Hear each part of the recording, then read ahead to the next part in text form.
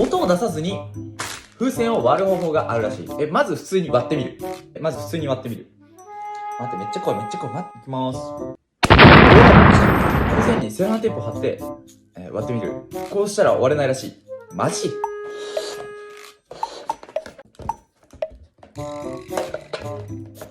ロハンテープ貼ります。こんな感じでセロハンテープ貼ってます。ここに、針を刺して、割ってみたいと思います。絶対割れるでしょ、これ。いきます、せーの。うお、